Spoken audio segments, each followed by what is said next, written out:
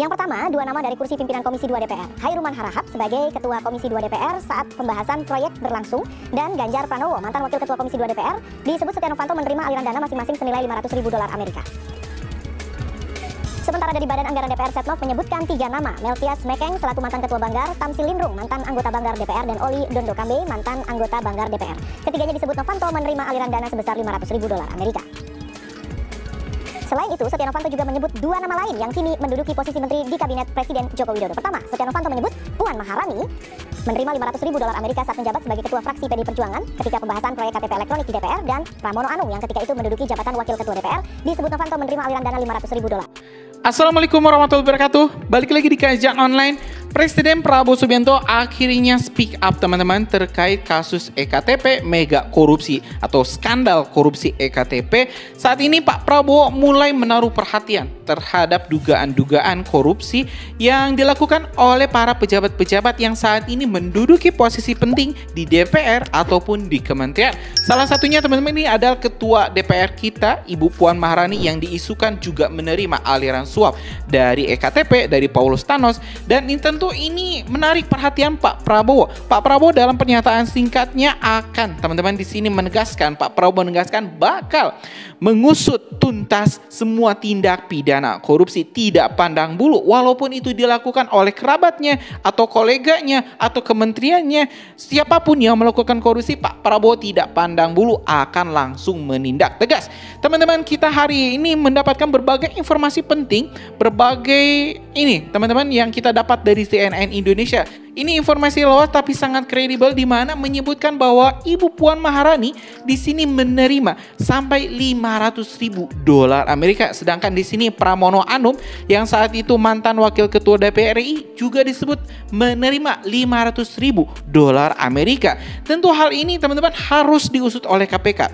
KPK 5 tahun, 10 tahun ke belakang memang kita harus akui kurang bernyali, kurang greget untuk memberantas tindak pidana korupsi, karena saat itu kita harus sadar Indonesia dikuasai oleh PDIP. Jadi PDIP mencengkram teman-teman banyak sekali orang-orang dari Ibu Megawati yang menduduki posisi penting di KPK, dan saya juga sadar KPK tidak bisa bergerak dengan leluasa, apalagi setelah ini para pegawai KPK dirubah statusnya menjadi pegawai negeri, ya, pernah menjadi pegawai negara, maka seperti sudah dicangcang ini lehernya dengan tali, tidak bisa lagi menggonggong dengan keras, tidak bisa lagi berlari dengan cepat. Tapi teman-teman, setelah dilakukan pergantian total oleh Presiden Prabowo Subianto, KPK menggebrak itu semua, menggebrak berbagai batasan-batasan. Korupsi timah berhasil dipecahkan, dan kasus suap dan korupsi Harun Masiku juga mulai diungkit kembali. Dan terbaru yaitu korupsi EKTP teman-teman, ini mulai terkuak juga oleh Pak Prabowo. Hari ini kita bakal tampilkan berbagai informasi-informasi kredibel yang kita dapat dari berbagai sumber, salah satunya dari CNN teman-teman, yang menerangkan terkait berapa sih ini dugaan uang yang diterima oleh Ibu Puan Maharani CS. Kita tentu ini sangat menarik untuk kita simak. Karena itu jangan kemana-mana, jangan lupa juga subscribe dan nyalakan lonceng notifikasinya biar teman-teman bisa terus mendapatkan update berita dari Kajian Online. Oke, balik lagi ke videonya teman-teman, kita langsung saja simak video selengkapnya. Ini menyampaikan bahwa di dalam ngobrol-ngobrol yang biasa kita ngobrol-ngobrol yang lain, tahu-tahu beliau itu menyampaikan bahwa dia menyalahkan berapa uang kepada Dewan. Nah, saya tanya pada waktu itu, wah, untuk siapa? Disebutlah, tidak mengurangi rasa hormat saya, dan saya minta maaf kalau saya sebutkan di sini, karena itu juga ada saudara Andi menjawab di situ, adalah untuk Puan Maharani 500.000 dan untuk Pak Pramono dari 500.000. Untuk Puan Maharani waktu itu dia sebagai ketua fraksi PDI, dan untuk Pramono adalah 500.000. Nah, ini hal-hal itu keterangan Andi atau Agung? Itu keterangan dari saudara Oka itu. Oka Mas Agung. Pertama juga itu adalah untuk Komisi 2 yaitu Pak Khairulman itu sejumlah 500, dan untuk Ganjar itu yang dikonfirm oleh Pak Khairulman adalah 500, dan untuk Aribowo adalah kalau nggak salah 100 atau 250. Dan untuk kepentingan pimpinan Banggar, kalau nggak salah ingat saya telah menyampaikan juga bahwa untuk Melkias Mekeng 500.000 US dollar. Dan Kita dengarkan teman-teman, ini pernyataan yang diungkap oleh Setia Novanto dalam korupsi EKTP. Untuk Tamsil Lindung 500 dan untuk Mirwan 500. Di antaranya melalui keponaan saya Irfanto. Saya tanya waktu itu, kenapa kok melalui saudara Irfanto? Ya, dia hanya sebagai kurir karena dia mau kita janjikan pekerjaan dari konsorsium. Saya bilang, Andi, waduh, saya sebenarnya keberatan karena kok melalui saudara Irfanto. Ya, satu nama yang juga disebut Setia Novanto di pengadilan hari ini adalah mantan Wakil Ketua Komisi 2 DPR, Ganjar Pranowo. Kita sudah tersambung dengan Ganjar Pranowo, saat ini berada di Sukoharjo, Jawa Tengah. Selamat sore, Pak Ganjar. Ya, selamat sore. Pak Ganjar, tanggapan Anda terhadap pernyataan Setia Novanto di persidangan hari ini? Bagus. Bagus? Iya. Bagusnya kenapa? Pertama, di dalam dakwaan, kan yang dituduh, ada dakwaan yang dituduh saya terima uang itu kan diomongkan oleh Nazar kan ya? Saya katanya, Nazar ngeliat saya dikasih uang, ya toh? Ya.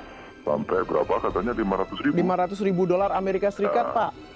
Yang Nazar kan bilang dia ngelihat ya. Dia ngelihat saya dikasih uang di ruangannya Bu Mustoko Weni, dan yang ngasih namanya Andi Narogong. Gitu kan pertama? Iya. Nah, sekarang saya senang. Bagus, kenapa saya katakan bagus? Hari ini Novanto ngomong lewat siapakah tadi katanya keponakannya, ya. Terus kemudian dibagi-bagi pada orang, gitu kan. Terus kemudian diberikan kepada orang Komisi 2, terus baru ke saya. Iya. Kenapa saya katakan bagus? Ya, kenapa saya katakan bagus? Kebohongan ini makin terungkap sebenarnya. Jadi yang ngasih saya sebenarnya siapa? Oke, Anda merasa bahwa dua-duanya ini kesaksiannya bohong begitu ya? Ini angkanya sama, tempatnya beda gitu kan. Nah, jadi makin menunjukkan ini uji integritas ke publik bagaimana posisi saya yang ada di situ. Baik. Maka makin kita tahu. Yang kedua, ketika dulu pertama kali Kompas TV pernah wawancara saya sampaikan ada 3 skenario yang publik bisa menilai. Yang pertama adalah saya dikasih dan terima, saya dikasih tidak terima, dan skenario yang ketiga adalah ada jatah untuk saya tapi tidak sampai ke saya. Jangan-jangan saya curiga yang ketiga ini yang terjadi, sehingga ada statement dari Novanto seperti itu. Begitu penjelasan Baik, saya. Anda menduganya itu adalah skenario ketiga begitu. Tapi ini kemudian mau tidak mau ini adalah kesaksian kedua, tapi kemudian nama Anda akhirnya disebut-sebut lagi begitu, Pak Ganjar. Pastinya ada implikasi kan? Enggak, biasa aja. Biasa aja. Implikasinya bagus buat saya. Implikasinya bagus, makin menunjukkan kepada publik bahwa Ganjar dituduh korupsi dan kemudian senarionya, rekayasanya dibuatkan dan seolah-olah saya benar. Sayangnya skenario yang dibuat itu tidak ada yang cocok. Itu tadi yang saya katakan. Pertama kali orang yang menyebut saya adalah Nazar. Nazar menyampaikan itu katanya melihat langsung di ruangannya Bu Mustoko Weni. Yang ngasih namanya Andi Narogong. Padahal dari sisi waktu Bu Mustoko Weni sudah meninggal. Dan Andi Narogong juga tidak mengakui, maka bohonglah yang pertama itu. Nah, hari ini muncul lagi, oh ternyata ya dikasihnya tidak langsung di situ. Dikasihnya menurut versi Novanto yang saya baca di media hari ini, oh diberikan kepada Komisi 2 lewat keponakannya, lewat siapa tadi, Mas Agung atau siapa begitu ya. Ya. Terus kemudian katanya dipotong. Maka terus saya berpikir, loh jadi senario nyogoknya Ganjar itu yang mana yang betul yang bisa dipercaya. Dan saya mengikuti berbagai proses persidangan-persidangan sampai Pak Hakim dulu marah-marah ya. yang CNN berikan itu bagus banget itu ceritanya, satu terus saya ikuti ini. Ya wajah orang berbohong itu ketika dikonfrontasi langsung lupa gitu. Baik. Nah, saya makin menunjukkan kepada publik hari ini bahwa ternyata dengan menjaga integritas ini mulai terkuat apa skenario yang terjadi sebenarnya dan siapa sekarang yang orang mencoba-coba untuk melemparkan nama-nama kepada publik, entah untuk kepentingan apapun tentu saja. Baik, kesimpulannya Pak Ganjar, siapa yang merekayasa? Kalau Anda katakan tadi ada rekayasa, ada kebohongan. Lalu siapa yang merekayasa dan yang melakukan kebohongan, yang memberikan kesaksian kah? Atau memang ada pihak yang mengatur supaya ada rekayasa dan kebohongan ini? Ya saya nggak tahu, pasti punya kepentingan besar. Sekarang kan nama-nama ini disebutin semua kan, sehingga ada nama-nama yang dilempar ke publik, di media, digaduhin gitu kan.